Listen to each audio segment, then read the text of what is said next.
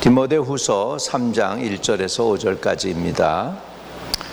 너는 이것을 알라. 말세에 고통하는 때가 이르러 사람들이 자기를 사랑하며 돈을 사랑하며 자랑하며 교만하며 회방하며 부모를 거역하며 감사하지 아니하며 거룩하지 아니하며 무정하며 원통함을 풀지 아니하며 모함하며 절대하지 못하며 싸나우며 선한 것을 좋아하지 아니하며 배신하며 조급하며 자만하며 쾌락을 사랑하기를 하나님 사랑하는 것보다 더하며 경건의 모형은 있으나 경건의 능력은 부인하니 이 같은 자들에게서 내가 돌아서라. 한번 따라합시다. 이 같은 자들에게서 내가 돌아서라. 아멘. 아멘. 말세에 고통하는 때에 우리가 승리하는 비결이 있다면 이 같은 자들에게서 돌아서는 것입니다. 다시 말하면 우리는 세상을 따라 살지 말고 하나님을 따라 사는 하나님의 사람들이 되시기를 주의 이름으로 축복합니다. 여러분, 지금 우리가 살고 있는 시대는 말세 지말입니다. 예수님이 곧 오실지 모릅니다. 저는 그래서 늘 주님이 오시기를 기대하면서 살고 있지만 또한 여러분, 주님이 안 오시면 우리가 주님 곁에 곧 가야 돼요. 우리가 10년, 20년, 30년 앞으로 100세 시대라고는 하지만은 그래도 우리가 가는 거가 주님이 오시는 게 더 가까울 수도 있어요. 아무튼 간에 내가 주님께 먼저 가든지 주님이 이 땅에 오시든지 그 중에 둘 중에 하나는 이루어질 것입니다. 그럴 때 우리는 어떻게 신앙생활을 하면서 믿음을 지키고 살아가야 되는지에 대해서 우리는 함께 은혜를 받고자 합니다. 첫째, 우리가 살고 있는 시대는 말세 시대라는 것을 우리가 아실 수 있기를 바랍니다. 다니엘서 12장에 볼 것 같으면은 하나님께서 다니엘에게 마지막 때에 대해서 좀 설명을 해 주십니다. 마지막 때에는 다니엘에게 이렇게 말씀해요. 사람들이 빨리 왕래하게 될 것이다. 또 사람들의 지식이 많아질 것이다. 이렇게 두 가지로 하나님께서 마지막 때에 대해서 설명을 해 줬어요. 그러니까 우리가 이렇게 마지막 때가 되니까 여행을 자제하죠. 여러분, 80년 전만 해도 우리가 미국에서 한국으로 간다, 이거 한 달 걸렸어요. 한국에서 미국으로 온다, 한 달 이상 걸렸어요. 배를 타고 가야 되니까 쉽지가 않은 거였어요. 여러분, 제가 처음에 1974년도 미국에 올 때에도 다시는 못 볼 줄 알고 우리가 공항에서, 김포공항이지 지금은 인천공항이 아니고, 김포공항에서 오는데 몇몇 친척들이 이렇게 나와가지고 우리 다시 못 볼 줄 알고 말이죠, 그냥 공항에서 엉엉 울었어요. 그 생각나나 모르겠어요. 우리 친척들 중에 몇몇 분이 울었다고, 다시 못 볼 줄 알고. 근데 물론 다시 가서 뵙기도 하고 이렇게 됐는데, 아무튼 그랬었습니다. 그때만 해도 이렇게 여행이 오늘처럼 이렇게 자연스럽지가 않았죠. 그때는 뭐가 필요했냐면, 그때는 비행기도 발달되고 다 했지만은 여행을 위해서는 비자 내는 것도 어려웠고, 비자가 나와도 또 돈을 마련하는 게 쉽지 않고, 그래서 여행하는 게 쉽지가 않았어요.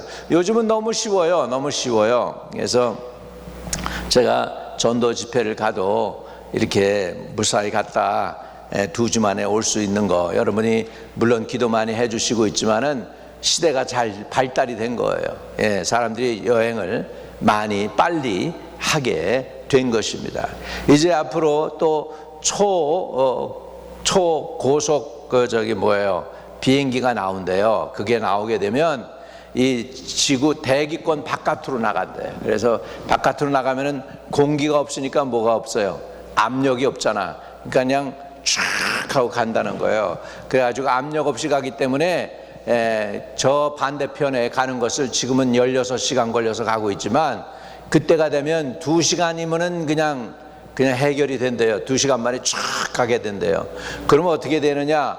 여러분, 브렉퍼스트는 뉴욕에서 먹고, 점심은 대한민국에서 먹고, 저녁은 프랑스 파리에서 먹고, 이러는 시대가 오는 거예요. 지금 이렇게 시대가 지금 바뀌어지고 있어요. 말세치 말이에요. 말세치 말이에요. 또 마지막 때 또 되어지는 게 뭐냐면 의학이 많이 발달되고 있습니다. 여러분 말씀대로 100세 시대라고 할 정도로 의학이 발달되고 있지요. 예, 제가 옛날에 그 미국 한 40대인가 이렇게 그 건강 검진을 했어요. 건강 검진을 했더니 평균 나이가 그때 73세로 나오더라고. 73세로 나와서 내가 그밖에 못 사나 그랬었어요. 근데 시대가 10년 만에 20년 만에 변해가지고 이제는 뭐 그냥 이렇게 70세 하나님 곁에 간다 그러면 너무 일찍 돌아가시는 것처럼 사람들이 생각해요. 80대 가도 일찍 가셨네 뭐 이런 식이야. 이제는 이렇게 되고 있습니다. 그러니까는 의학이 발달되고 있다는 얘기죠. 그러면 의학도 발달되고 지식도 발달되고 그리고 여행도 빨리 하면은 좋아질 일밖에 없잖아요. 그런데 오늘 성경은 그 반대로 얘기하고 있어요. 디모데후서 3장 1절에 보면 너는 이것을 알라. 말세에 고통하는 때가 이르러 이렇게 말씀하고 있어요. 아니 과학도 발달되고 여행도 빨리 하고 이러면은 좋아질 일밖에 없는데 왜 말세에 고통하는 때가 이른다고 했을까요? 왜 그러냐 하면 사람들이 이기주의가 되기 때문입니다. 하나님이 고통하는 때를 가져다 주는 게 아니고 인간들이 완악해서 자기 중심으로 살다 보니까 고통하는 때가 이르게 되는 것입니다. 그 이유를 성경은 이렇게 얘기합니다. 사람들이 자기를 사랑하며 돈을 사랑하며 자랑하며 교만하며 비방하며 부모를 거역하며 감사하지 아니하며 거룩하지 아니하며 무정하며 원통함을 풀지 아니하며 모함하며 절제하지 못하며 사나우며 선한 것을 좋아하지 아니하며. 우리 미국이 옛날에는 착한 나라였어요. 여러분 미국은 가난한 나라 도와주던 나라예요. 근데 요즘은 거의 깡패식으로 막 그냥 돈 얼마씩 갖다 내라 막 그냥 이렇게 해가지고 그냥 약속들을 갖다가 그냥 경제를 볼모 삼아 가지고 막 달라고 그래요. 본래 미국은 그런 나라가 아니었어요. 본래 미국은 무슨 나라였습니까? 주는 나라였어요. 베푸는 나라였어요. 지금 거꾸로 돼가지고 그냥 가지겠다고 그래요. 이 나라가 얼마나 더 유지될지 난 무서워요. 왜냐하면 이게 하나님의 뜻에 어긋나는 나라야. 주라 그리하면 너에게 돌려줄 것이요 누르고 흔들어 차고 넘치게 하여 너의 품에 안겨주리라 그랬어요. 줄 때 복이 오는 거예요. 믿으시면 아멘. 베풀 때 복이 되는 거예요. 자꾸 저렇게 가져가겠다 그러고 내놓으라고 그러면은 이건 아니에요. 저는 우리 그레엄이라고 하는 분이 빌리어너였어요. 도널드 트럼프도 빌리어너지만 얼마 전에 한 5년 전에 돌아가신 분이에요.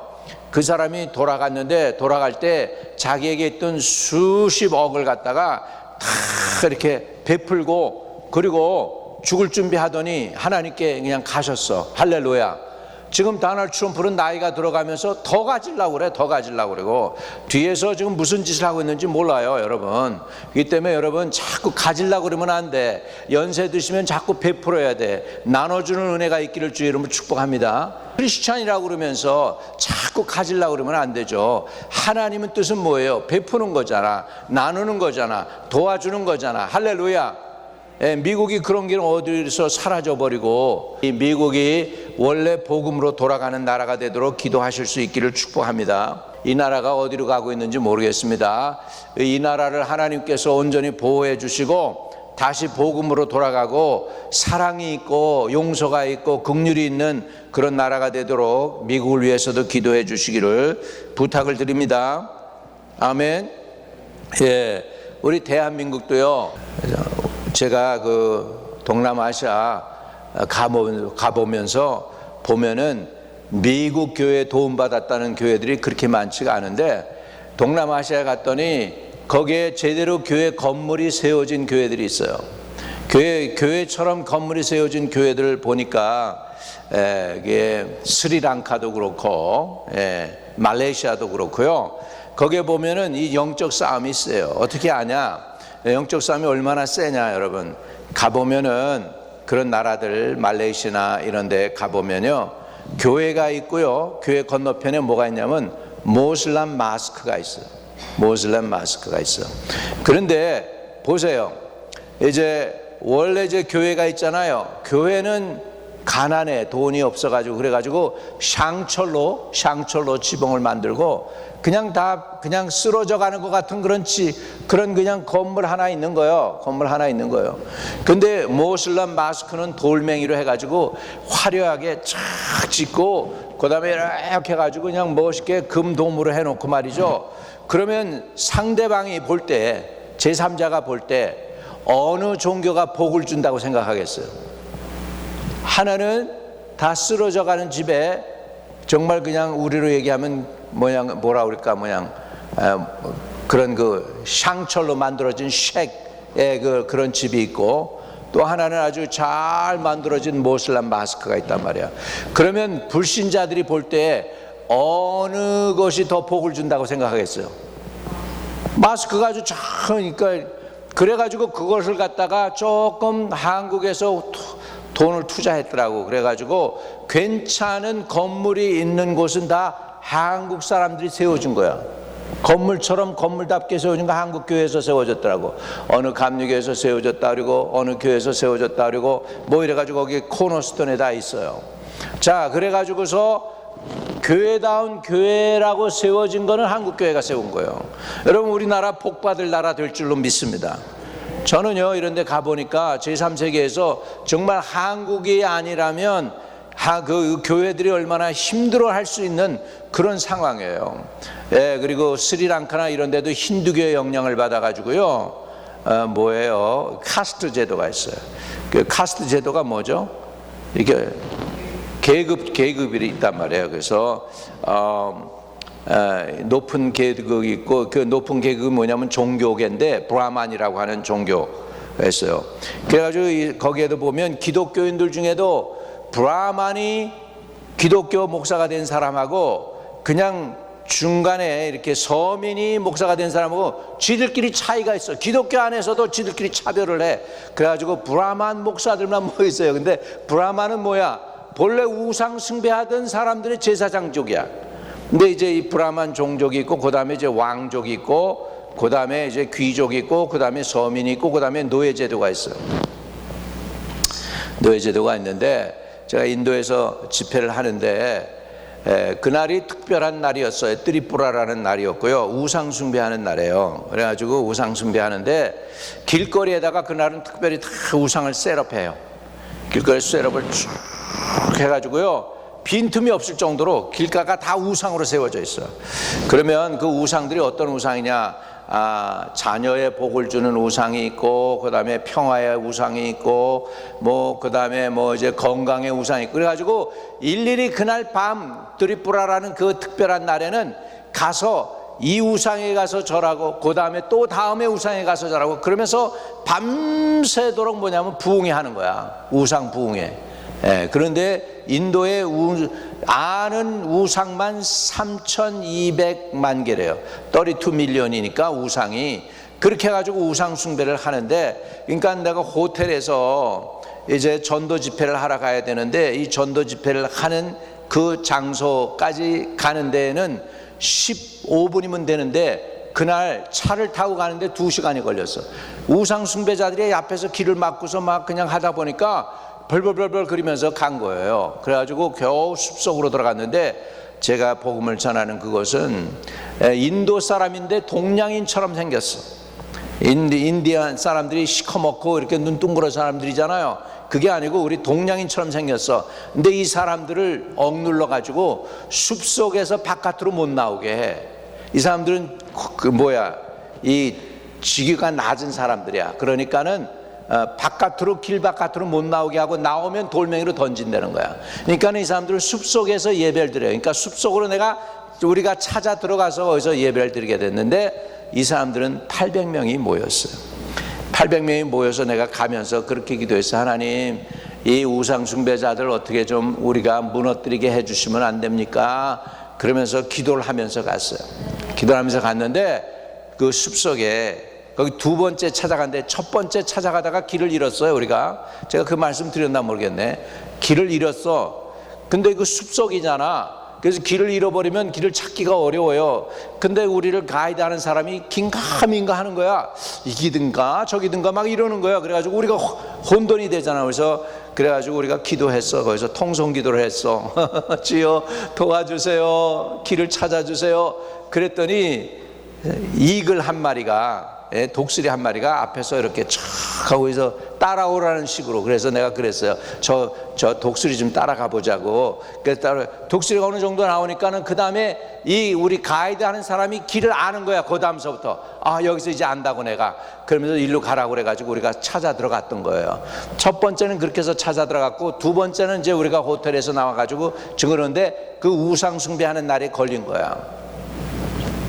그래서 우리가 거기에 도착을 했는데 한 800여 명이 모여서 찬양을 계속 2시간 얼마나 2시간 우리를 기다리라고 찬양을 얼마나 열심히 했겠어요. 열심히 찬양하면서 막 그냥 그래가지고서 벌써 불이 붙었어. 가기 전에 벌써 도착했는데 뭐 그냥 왔다고 하니까 막 박수치고 이제 막 그러는 거예요. 자기네들도 그 특별한 날인 거 알아요. 오기가 힘든 거 알았던 것 같아. 그래가지고서 말씀을 전하는데 얼마나 성령께서 강하게 역사하는지. 근데 이 건물을 뭘로 지었냐면 지붕이 샹철이야, 샹철. 그러니까요. 그런데 비가 오기 시작을 했어요. 은혜가 임하니까 비가 오더라고. 아르헨티나에서도 내가 집회할 때, 여러분 그 비디오 보셨었잖아요. 아르헨티나 집회할 때. 거기도 그때 은혜가 되니까 비가 막 쏟아지더라고. 한 4,000명 모였을 때 아르헨티나에. 근데 여기서도 그냥 800명이 모여서 예배 드렸는데 비가 막 옥수같이 쏟아지는데 그 지붕이 벽돌 지붕이 아니고 뭐라고 했어요? 샹철 지붕이잖아. 그런데 그 비 오는 소리가 어떻게 될까? 이거만 따발총 소리가 나는데 다다다다다다다다다다다다 하는데, 그런데 그때 청년들이 한 40명이 예수를 위해 헌신하겠다고 앞에 나와서, 그때는 뭐 이렇게 여러분 여기처럼 이렇게 카펫이 있는 것도 아니고 땅바닥에, 그냥 땅바닥에 앉아가지고서 통곡을 하고 땅을 치고 기도하는데 하나님께서 이 비로다가 응답했어요.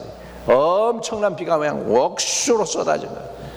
그리고 이제 예배를 2시간 만에 끝마쳤어요. 얼마나 은혜가 됐는지 몰라요. 청년들이 하나님께 헌신했어요.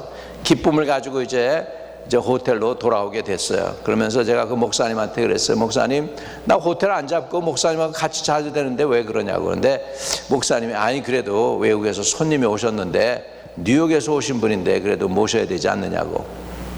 아무튼 그래가지고 이제 집회를 마쳤어요. 그랬는데 그 엄청난 비에 의해서 밤새도록 우상 숭배를 해야 되는 이 사람들이, 우상 숭배, 우상에게 절하고 예배드리는 사람들이 다 얼마나 비가 억수같이 쏟아졌는지 우상들이 다 그냥 바람에 넘어가고 쓰러지고 그래가지고 한 명도 안 남고 스트릿이 싹 깨끗해졌어. 할렐루야. 여러분 그것을 내가 2살 따져보면 그 도시가 한 200만 명 된다고 하는데, 우리가 갔던 그 도시가 그 200만 명의 우상 숭배자들을 갖다가 하나님이 800명의 눈물겨운 기도, 그것도 하이 클래스가 아니고 로우 클래스의 사람들이 눈물로 기도한 그것을 가지고 이기셔서 200만 명의 우상을 갖다가 하나님이 싹 깨끗이 청소해 주신 줄로 믿습니다. 할렐루야. 저는 주님이 이기셨다고 저는 선언했습니다. 우리 예수님이 이겼다. 800명이 200만 명을 이겼다. 할렐루야. 이거는 영적인 싸움에서 기적인 줄로 믿습니다. 오늘도 여러분이 연약하지만 세상 사람들을 볼 때 정말로 insignificant, 정말로 특별한 것이 없는 연약한 존재라도 우리가 기도하면 하나님께서 오늘도 놀랍게 역사해 주실 줄로 믿습니다. 할렐루야. 여러분, 하나님은 사랑이시지만 또한 공의로우신 하나님입니다. 마지막 때 하나님은 심판을 경고하고 있습니다. 심판이 분명히 올 건 저는 알아요. 왜? 첫 번째 심판이 있었어요. 뭐예요? 노아의 홍수 때 심판이 있었습니다. 또 그러면서 아브라함 시대에도 하나님은 심판을 하셨어요. 어디를요?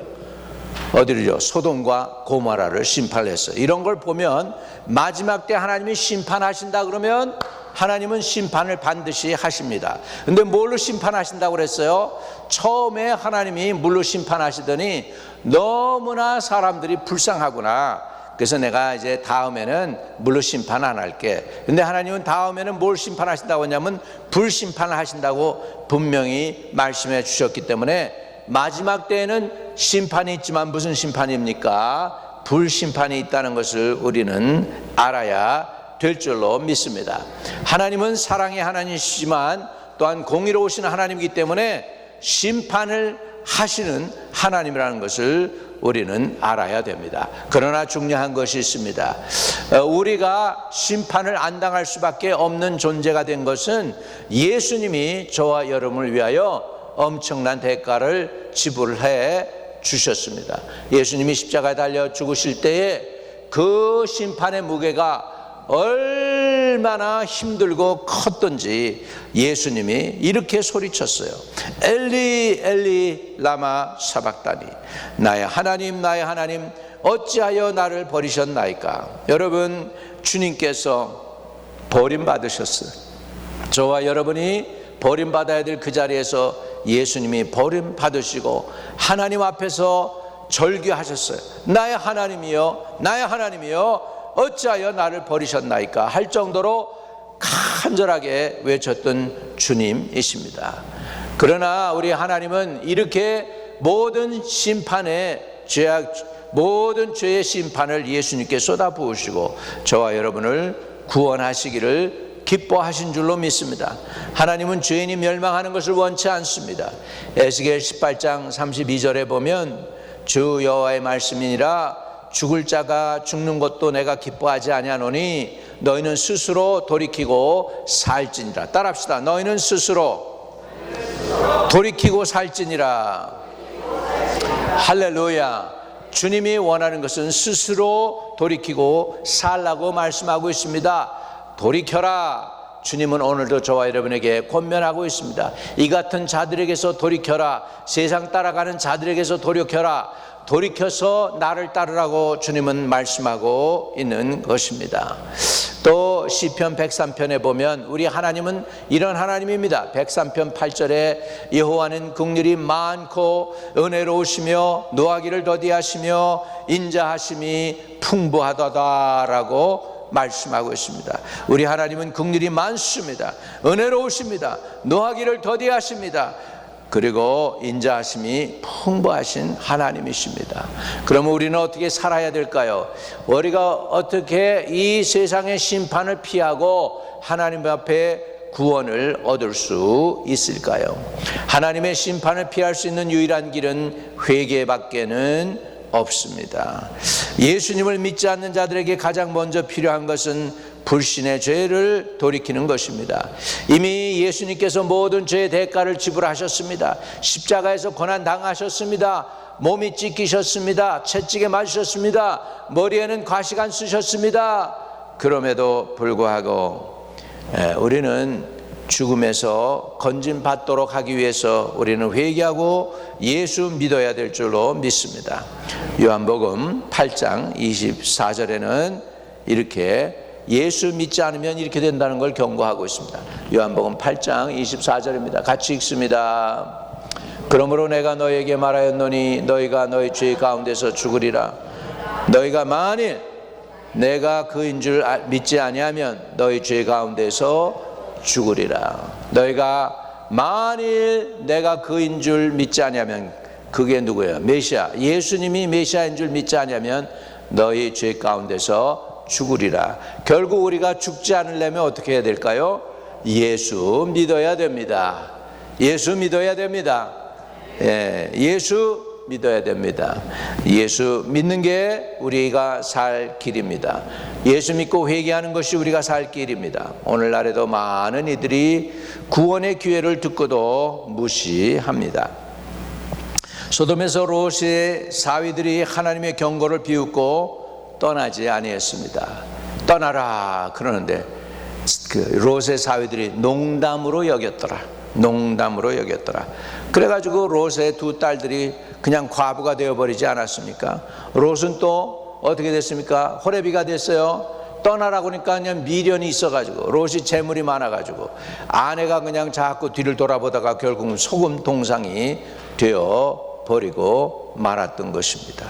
수많은 사람들이 하나님의 말씀을 듣고도 마음을 돌이키지 않습니다. 예수님은 말씀하십니다. 이게 얼마나 다행인지 모르겠어요. 나는 의를 부르러 온 것이 아니요 죄인을 불러 회개시키러 왔노라. 나는 의를 부르러 온 것이 아니요 죄인을 불러 회개시키러 왔다고 하셨습니다. 여러분 얼마나 다행이에요. 이 세상에 의인이 있습니까? 하나도 없잖아. 그러니까 다행히 내가 죄인인 게 다행이야. 왜? 예수님이 죄인 부르러 오셨대. 할렐루야. 의인 부르러 오라고 그랬어, 오셨다고 그랬으면 나는 그 안에 속하지도 못해. 그런데 죄인을 불러 회개하라고 그랬으니 그 안에 내가 속했으니까 얼마나 큰 은혜이고 다행입니까? 할렐루야. 아멘. 예. 그래서 저는 이 말씀을 볼 때마다 주님 정말 감사합니다. 내가 죄인인 게 다행입니다. 주님이 죄인 부르러 오셨으니 얼마나 감사합니까? 의인 부르러 왔다 그러면 나에게 속하지 못했을 텐데 죄인 부르러 왔으니 내가 그 안에 속할 수 있어서 감사합니다. 이렇게 고백할 수가 있는 것이죠. 여러분 지금이 은혜 받을 때요 구원의 날입니다. 바로 오늘이 회개에서 구원받을 날입니다. 오늘 이 기회를 저와 여러분이 놓치지 않게 되기를 주의 이름으로 축복을 드립니다.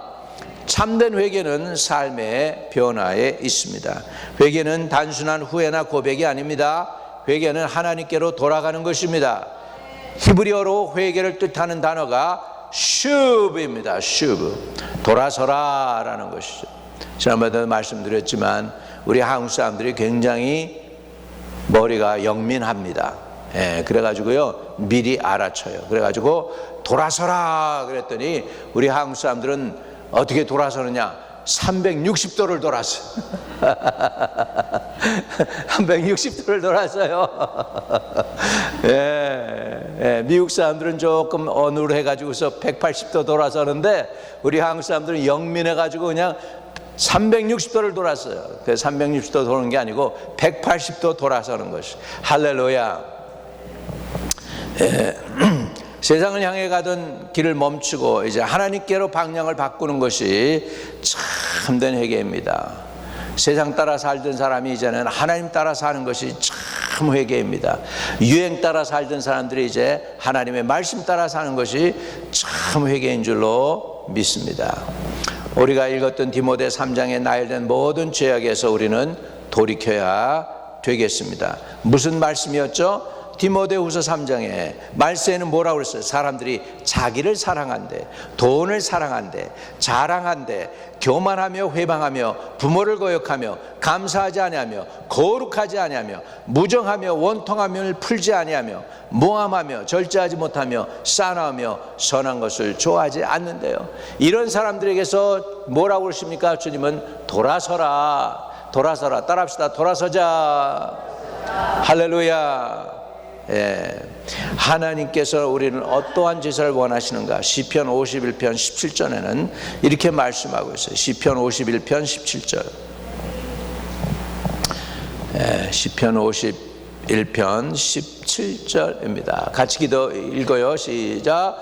하나님께서 구하는 제사는 상한 심령이라 하나님이여 상하고 통회하는 마음을 주께서 멸시하지 아니하시리다. 여러분 회개한다고 하는 것은 뭐냐면 통회하는 마음, 통회하는 마음이 있을 때 회개의 마음이 들어오는 것이죠.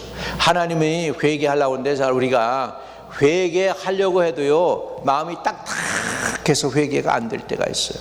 회개하고 싶은데 회개가 안 나와. 딱딱하기만 해. 교만하고 막 마음에 분노가 치솟아요. 이렇게 될 때 하나님의 영이 우리에게 감싸줘야 돼요. 하나님의 영을 보내주셔서 회개의 영을 받아서 통회하고 자복하는 마음이 들어와야 될 줄로 믿습니다. 잠언 28장 13절에는 자기의 죄를 숨기는 자는 형통하지 못하나 죄를 자복하고 버리는 자는 불쌍히 여김을 받느니라. 죄를 자복하고 버리는 자는 불쌍히 여김을 받느니라. 여러분 하나님 앞에 불쌍히 여김을 받는 저와 여러분 되시기를 주님의 이름으로 축복합니다. 할렐루야. 그러면 회개가 뭐냐? 돌이키는 거다. 세상 따라 사는 사람이 이제 하나님 따라 사는 것으로 결단하고 돌이키는 거다 그랬습니다. 돌이키는 게 회개의 삶인데요, 이게 한번 그렇게 했다고 되는 게 아닙니다. 회개는 일회적인 행위가 아니고 구원과 마찬가지로 지속적인 삶의 과정입니다. 따라합시다. 지속적인 삶의 과정이다. 일회로 끝나는 게 아니에요. 계속해서 믿음 안에서 계속 살아가야 돼요. 믿음으로 살아내야 돼요. 따라합시다. 험한 세상을 믿음으로 살아내자. 살아내는 거 이게 쉬운 게 아니에요, 여러분. 매일매일 여러분 오늘날 온 거 여러분 적당히 해서 여러분 오신 줄 알아요? 아니잖아, 여러분. 최선을 다했잖아. 최선을 다하고 이렇게 오신 거예요, 여기까지. 내가 마음대로 뭐 내가 쓸 거 다 쓰고 뭐 하고 싶은 거 다 하고 이렇게 해서 여러분 여기까지 오실 수 없었잖아요, 여러분. 절제하고 애쓰고 힘들고 노력하고 눈물 흘리고 그리고 노력하고 또 모자랄 때 어떻게 하고 막 이러면서 오늘날까지 다 오신 게 힘들게 오신 거잖아요. 힘들게 오셨는데 이제는 여러분 주님과 함께 하시기 바랍니다. 주의 성령과 함께 동행하시기를 바랍니다. 성령으로 험한 세상을 이기시기를 주의 이름으로 축복합니다. 로마서 12장에는 이렇게 말씀하고 있어요. 로마서 12장 2절입니다. 너는 이 세대를 본받지 말고 오직 마음을 새롭게 함으로 변화를 받아 하나님의 선하시고 기뻐하시고 온전한 뜻이 무엇인지 분별하도록 하라라고 말씀하고 있습니다. 또 한 가지 중요한 거 있습니다. 우리가 회개하지만 회개 또한 합당한 열매를 거둬야 돼요. 누가복음 3장 8절입니다. 누가복음 3장 8절 같이 읽습니다. 누가복음 3장 8절. 그러므로 회개에 합당한 열매를 맺고 속으로 아브라함이 우리 조상이라 말하지 말라. 내가 너에게 이르노니 하나님이 능히 돌들로도 아브라함의 자손이 되게 하시리라. 따라합시다. 회개에 합당한 열매를 맺자. 합당한 열매. 그럼 열매 뭐예요? 열매. 회개의 열매 어떻게 맺어요? 그냥 입으로 예수님 회개합니다. 그럼 됩니까? 아니잖아요. 위로 우리가 회개에 합당한 열매를 맺으려면 재물로 묶인 것은 재물로 풀어야 돼요. 예를 들자면 제가 우리 여장로님한테 천불을 꿨어요. 천불을 꿨는데 그냥 잊어버렸어요. 그러다가 어느 날 보니까 예배드리다 보니까 하나님이 생각나게 했네. 천불. 그래서 하나님께 회개하면서 주여 용서해 주세요. 내가 천불을 꿨는데 안 갚았네요. 그리고 하나님께 그냥 대신 사해 주세요. 그리고 100불 헌금을 하나님께 했습니다. 여러분 됐습니까? 안 됐습니까? 해결이 됐어요? 안 됐어요? 그럼 어떻게 해야 돼? 어떻게 해야 돼? 천불을 갚아야 돼요? 갚아야 되는 거예요? 갚은데 성경에 보니까 이자도 있어. 이자도. 그래서 천불 플러스 이자를 갚는 거예요. 그렇게 하고 나면 그 갚는 그것을 뭐라고 그러냐면 열매 맺는 거예요. 회개의 열매 맺는 거예요. 이해되시면 아멘. 그냥 하나님께 죄송합니다 하나님, 네, 그냥 대신 감사 예배로 감사 헌금으로 그냥 이렇게 뭐라 그래요? 퉁친다고 그러면 돼요? 그게 회개가 되는 거예요? 안 되는 거예요? 안 되죠. 바로 그거예요. 회개 열매를 맺는다는 것은 그렇게 결실이 있어야 되는 거예요. 돈으로 묶인 거는 돈으로 풀어야 되는 거예요. 이해되시면 아멘. 또 내가 누구에게 미움이 있었단 말이죠. 누구하고 이렇게 아주 마음이 안 맞고 그랬어요. 기분 나쁜, 하여간 보기만 해도 기분이 나빴다, 뭐 이런 사람이 있었단 말이죠. 예를 들자면 시어머니하고 며느리하고 그렇게 했어. 며느리가 그렇게 미운지 모르겠는 거야, 시어머니가. 게다가 예수 믿다 보니까 며느리 미워하는 게 그게 죄네. 그래서 하나님께 나 죄 회개합니다, 용서해 주세요. 됐을까요? 안 됐을까요? 그다음 어떻게 해야 되죠? 가서 며느리한테 사죄해야지. 용서해 달라고 그래. 이해되시면 아멘. 이거를 뭐라고 그러냐? 회개에 합당한 열매를 맺고 속으로 아브라함이 우리 조상이라 말하지 말라, 이렇게 말씀한 거예요. 그래서 우리 회개했다는 건 뭐냐? 회개에 열매를 맺는 게 참 회개인 줄로 믿습니다. 아멘. 할렐루야. 따라합시다. 물질로 묶인 것은 물질로 풀고 마음으로 묶인 것은 마음으로 풀자. 이게 회개의 열매입니다. 이해되시면 아멘. 여러분, 우리 성도들, 한마음교회 성도들은 다 천국 갈 준비 되셨죠? 왜? 천국 갈 준비 되신 거예요. 회개의 열매 맺어야 되니까. 회개의 열매 맺고 천국 갈 준비하실 수 있기를 주의 이름으로 축복합니다. 그렇게 여러분이 회개의 열매 맺으면 어떻게 될까요? 우리 주님은 이런 복을 주십니다. 요한일서 1장 9절입니다. 요한일서 1장 9절. 할렐루야. 요한일서 1장 9절. 우리 이거 큰 소리로 외칩시다. 시작. 만일 우리가 우리의 죄를 자백하면 그는 미쁘시고 의로우사 우리 죄를 사하시며 우리를 모든 불의에서 깨끗하게 하실 것이야. 할렐루야. 이게 죄의 회개에 합당한 열매 맺고 나면 우리를 모든 불의에서 깨끗게 해 주십니다. 여러분, 이렇게 해서 우리 모든 불의에서 깨끗게 해 주셔서 내가 깨끗함을 받았다 라고 하는 속죄 확신이 들 때 우리는 구원의 확신을 받는 거예요. 아멘. 이게 없으면 우리가 이 세상 끝나고 주님이 우리를 부르실 때 가야 되는데 껄끄러움이 있는 거예요. 양심의 가책이 있는 거예요. 양심의 가책이나 껄끄러움이 있으면은 안 돼요.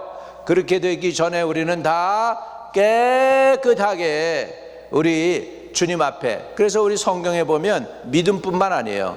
사도 바울이 뭐라고 하냐면 믿음과 착한 양심을 가져라 그랬어요. 할렐루야. 왜? 양심은 누굴 위한 거예요? 내가 착한 양심이 있을 때 뭐예요? 죄책감이 없는 거예요. 길티가 없는 거예요. 그러니까는 하나님 앞에 온전한 회개가 됐다는 건 뭐냐면 양심이 깨끗해졌다는 거예요. 그래서 우리는 믿음만 가지고 가는 게 아닙니다. 뭐 가지고 가요? 또한 믿음과 착한 양심 가지고 가는 거야. 할렐루야. 착한 양심이 언제 오느냐?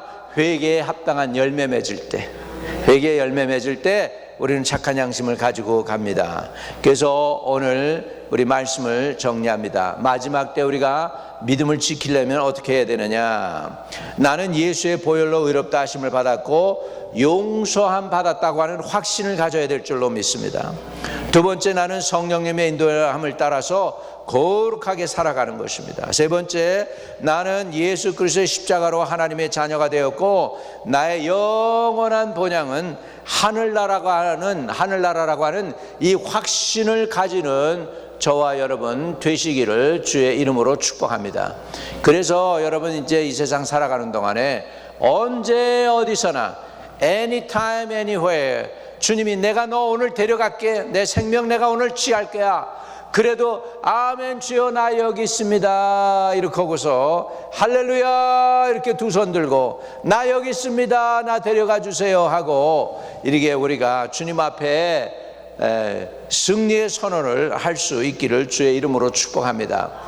결론을 내리면 회개의 삶은 복된 삶입니다. 회개는 단순히 구원의 시작점이 아닙니다. 예수님의 본을 따라 사는 거룩한 여정이고 우리의 믿음이 시험받을 때마다 주께 더 가까이 나갈 수 있는 유일한 통로가 회개인 줄로 믿습니다. 매일매일 회개를 통하여 주님께 가까이 나가는 저와 여러분 되시기를 주의 이름으로 축복합니다. 주 예수님, 우리는 연약한 존재임을 고백합니다. 늘 사단이 와서 우리를 꾀고 또 늘 우리는 또 넘어지고 합니다. 그러나 기도하오니 이제 아버지 하나님 우리가 깨어있게 하여 주시옵시고 그냥 아버지 하나님 매일매일 살아가는 삶 속에서 그냥 막연히 사는 것이 아니라 회개에 합당한 열매를 맺으며 살 수 있게 도와주옵소서. 주님이 보실 때 합당한 성도다운 성도의 삶을 살아내는 복된 성도가 되게 하여 주시옵시고 주님 다시 오시는 그날에 하나님의 아들과 딸로서 하나님의 자녀로서 구원받고 하나님의 이름을 높이며 하나님께 영광을 돌리며 주님이 부르시는 그날에 들려 올라갈 수 있는 거룩한 백성들이 다 되도록 축복하여 주옵소서. 말세 때에 아버지 하나님이여 사람들이 싸납고 이기적이고 자기 자신만을 사랑하는 어려운 고통의 때에 우리 성도들 불의의 피해를 당하지 않게 하여 주시고 우리 민족이 불의의 피해를 당하지 않게 하여 주시옵시고 하나님이여 우리가 일어나서 하나님의 영광을 드러내며 하나님의 형상을 닮은 성도로서 믿음 생활하며 이기며 승리하는 주의 백성들이 되게 도와주시옵소서. 지치고 힘든 영혼들 많이 있을 수 있사오나 그러나 주님을 인하여 또 주의 성령으로 인하여 새 힘 주시고 넉넉히 이기는 주의 백성들 되게 도와주옵소서. 예수 그리스도 이름으로 기도합니다. 아멘.